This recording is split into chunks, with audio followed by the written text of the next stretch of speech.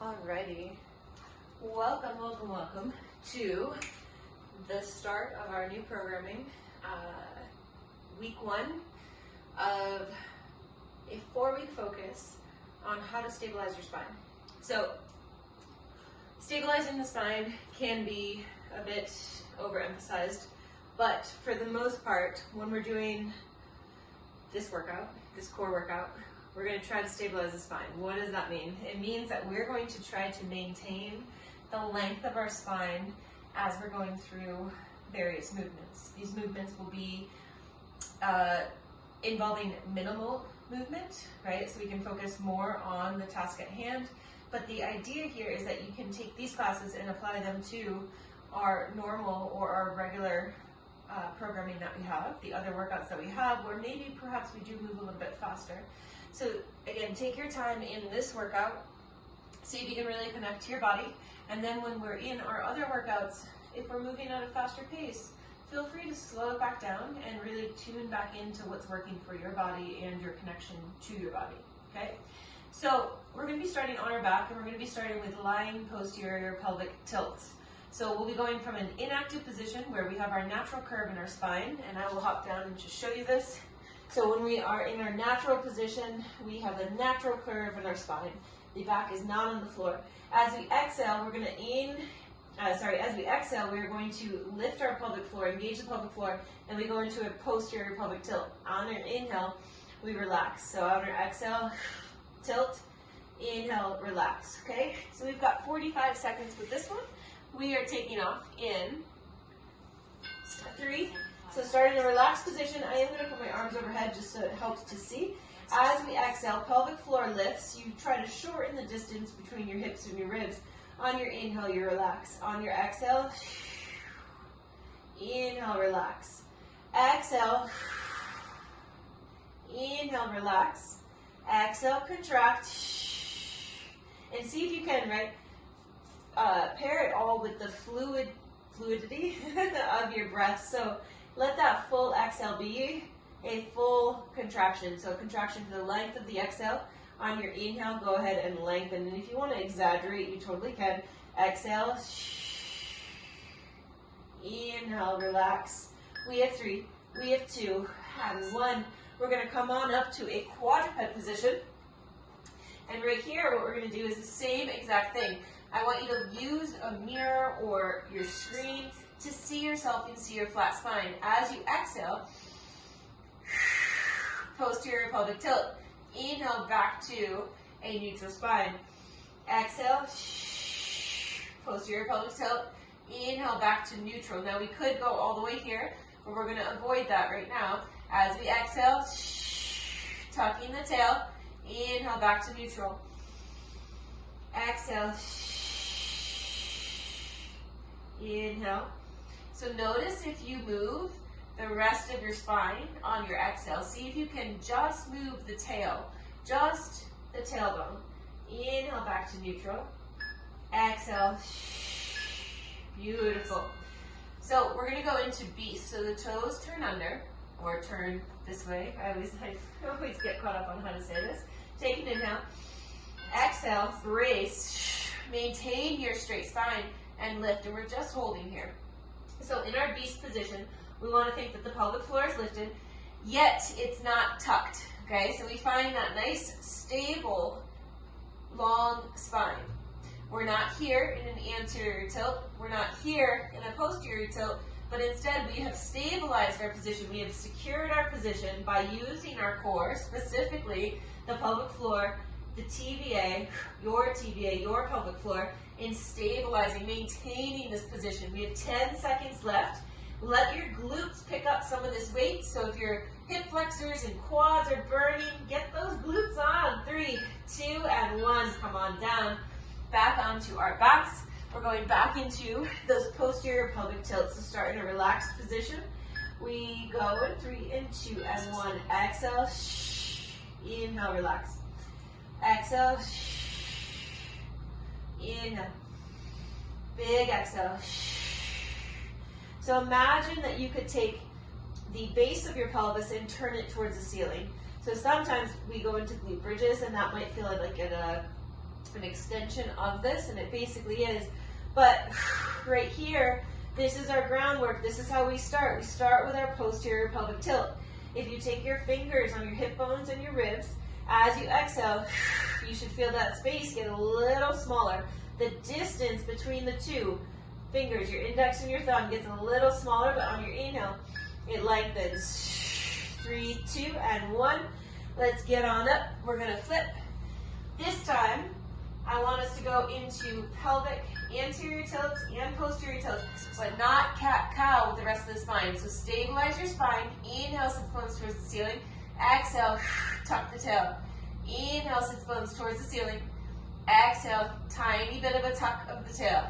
Beautiful. Again, I say tiny because we don't want this full flexion in this move right here. We want to stabilize and allow just the tailbone, essentially just the tailbone, or really what it is your hips, allowing just your hips, your pelvis, to do the rotation here.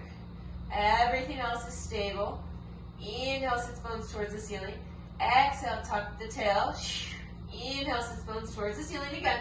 Exhale, tuck the tail. 3, 2, and 1. So find your stable, long line of your spine. Toes are turned under. We're going to go into our beast. So take a big inhale. Exhale. Brace and lift. Beautiful. So in this position right here, I want you to think, rotate the elbow pits out ahead of you, right? So the elbow pit rotates this way. That'll help turn on your lats. Very, very important for support here. If you look down at your knees, they are hovering just about an inch. Okay. Shoulders are slightly protracted. Lower core is pulled way, way up and in. Fingers are fully spread. Palms are pushing firmly into the ground. Lower core pulled up and in. You got this. We have 10 more seconds. Maintaining that nice long spine. You got this. We have 5. We have 4, 3, good, 2, and 1. Onto our back, final time. Start with an inhale. Exhale, shorten the distance. Inhale, expand. Exhale, shorten the distance. Inhale, lengthen. Exhale, shorten. Inhale, lengthen. Exhale, really connect to your pelvic floor and let that be a slow curve or curling of the tailbone of the spine into the floor. Inhale, releasing. Exhale, smooth curl. Inhale, release. Exhale, smooth curl. Inhale, release. We have 4, 3, 2, and 1. Coming to quadruped. We're going to go back into what we did on the second round just now. So everything's stable. Moving just your tail. Inhale, sits bones reach. Exhale, tuck. Inhale, sits bones reach. Exhale, tuck. Now if you are having a difficult time isolating just your pelvis, guess what? When I started doing these, I did too. I was like, how is this so hard? But it is. You're trying to move, isolate just one part of your body without moving the rest of your spine. It's difficult. So give yourself some time to figure it out. I definitely did not get this one right away. It took me some time.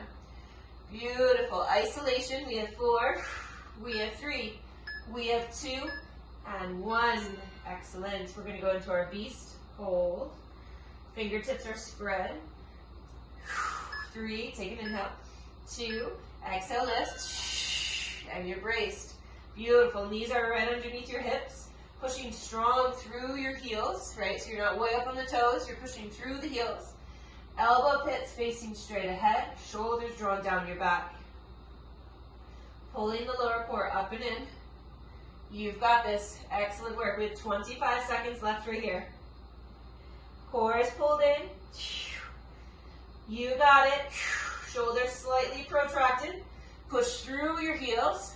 Beautiful work. We have 12 seconds left right here. You got this. We have 7. We have 3. We have 2. And release. Awesome. Very, very good. I did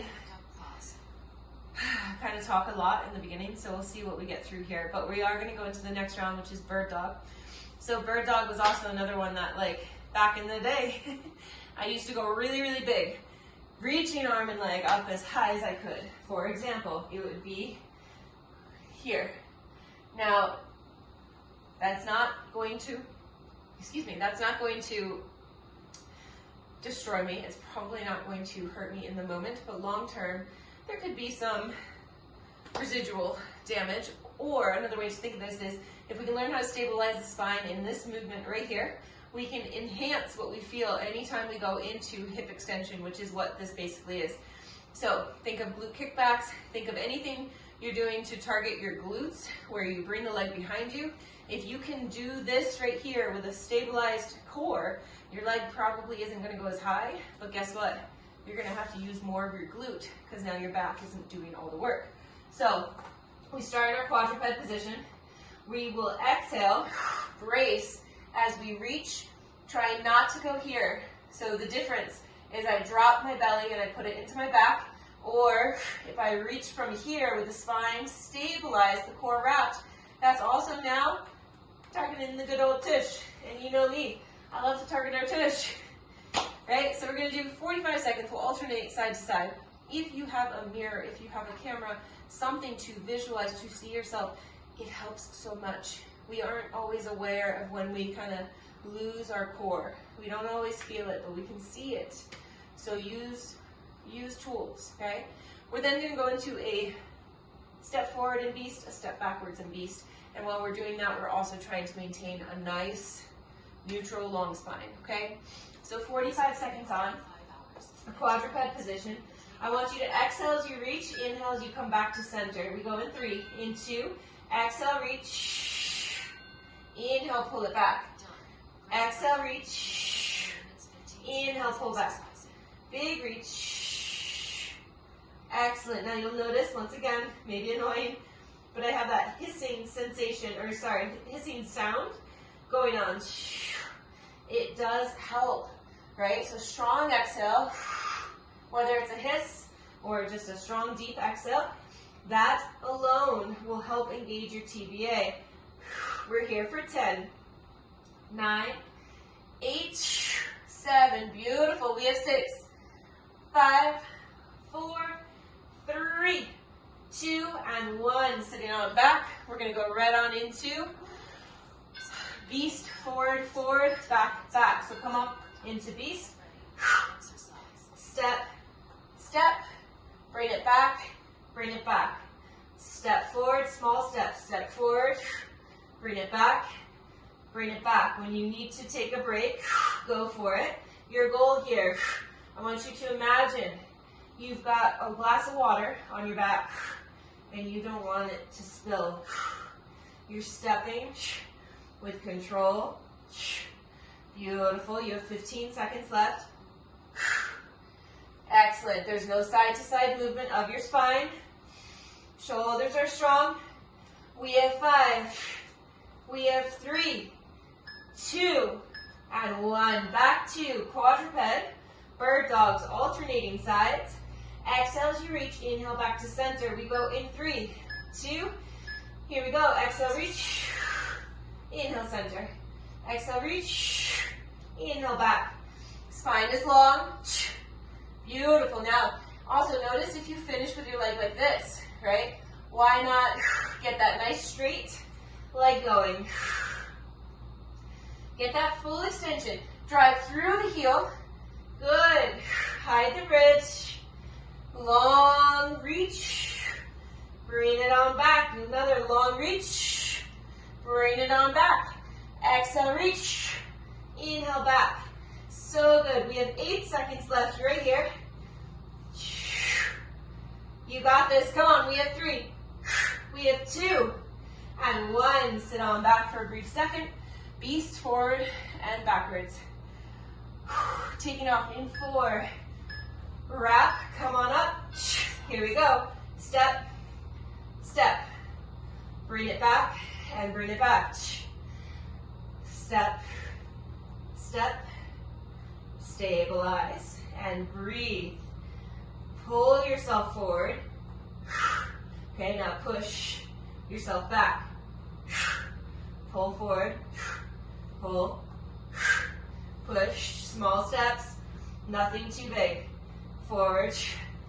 Forward. Back. Back.